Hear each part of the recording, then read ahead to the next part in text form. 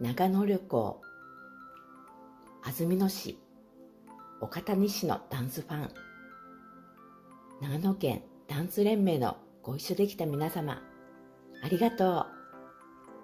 初めてあずさ号に乗り長野県へ。秋品公民館、長野県スポーツ連盟皆様の素晴らしいリードを受け、ここまで来た甲斐あった。というのも、音楽表現、間の取り方が周囲の理想通りで、初めてとは思えないしっくり感に感動でした。このリード伝わったのは君が初めてだ。踊りやすいなぁ。など、お褒めの言葉や、電車の時間が気になり、最後までいられないと伝えると、優しいマダムが、送るから最後まで行ってほしいと言ってくださったり、この会場、JR 駅から近くて良いのですが、1時間1本の電車なので、来る時も帰る時も、逃したらまずい緊張感。時間忘れてしまう気持ちに鞭打って、名残惜しくお別れしました。滞在ホテルは、玄関入るとき、部屋に入るときもパスワード。仕組みがややこしい。でも、画像の中庭で外の風に当たりゆっくり。松本城散策や願い事結びの神、夜柱神社でしっかり祈願してきましたよ。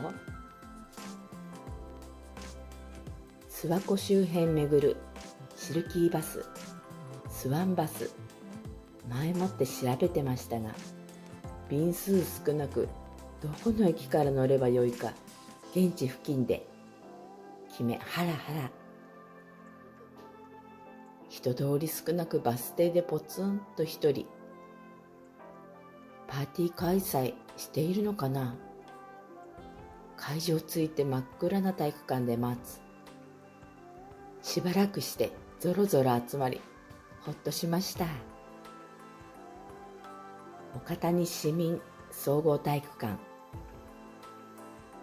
横浜市のスポーツセンターでいうと、第一体育室に相当する広さで、のびのびと踊りました。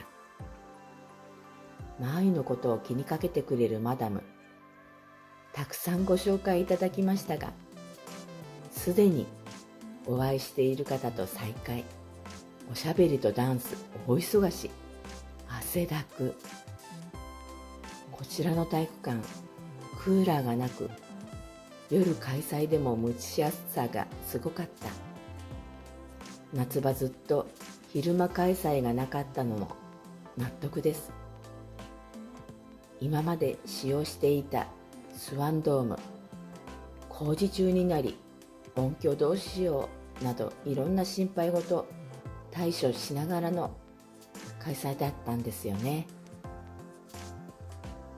音響バッチリ、年齢層も様々で、障害ある方にも温かく良い雰囲気でしたよ。山と雲がくっついた安曇野の景色は幻想的で、富恩市もこの旅を空から楽しんでみてるかな。今回の旅は夏の疲れもありきつかった。帰りのバスはなくなって、車だったらなぁと思う地域だったので、5分から10分ごとに安全運行の公共機関やタクシーにも改めて感謝。また長野のダンス愛あふれる愛さんにどうしても会いたくて、この旅を決めました。素晴らしい体験とつながりに感謝しています。